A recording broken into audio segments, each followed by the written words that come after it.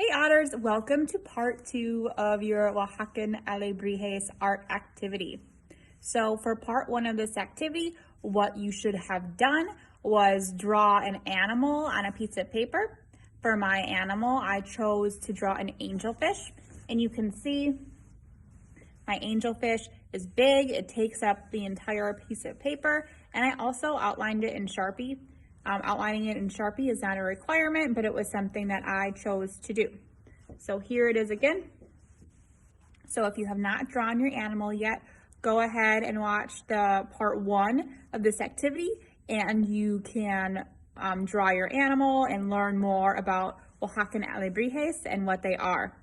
Now, back to part 2. So for part 2, we will be adding color to our Alebrijes.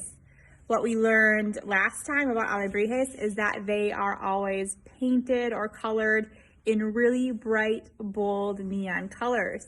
They also sometimes have patterns. So patterns can be a series of different colors, different lines, different textures. So if you go through the slideshow on my Bitmoji Classroom, there are some examples of different lines and different patterns that you could add to your Alebrijes using any kind of colors that you want to. So for mine, I chose to color my angelfish Alebrije using markers. So like we talked about, I used really bright colors and I added different patterns. So I'm going to show you what that looks like. So here is my angelfish.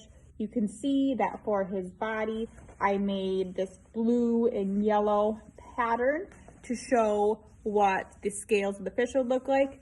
And in his fins, I did really bright stripes with different polka dots. I also decided to add an ocean environment to my background. So if you want to make a background, you can think about the animal that you chose to draw and where they would live. So maybe you did an underwater animal like I did, and you want to add a background that has like underwater activity, waves, bubbles, seaweed. Maybe you chose an animal that lives in the jungle. So maybe you'd want to add different plants or trees. Maybe you chose an animal that lives in the sky. So maybe you would want to do like an animal up in the clouds, up in the rainbows. So what we are doing for part 2 is coloring our Alebrijes and giving them really bright, bold neon colors. You will also see that there is a YouTube video linked that is a read aloud of a book from Coco. So if you want to, you could watch that too. I am so excited to see how your Alebrijes turn out. If you have any questions, let me know.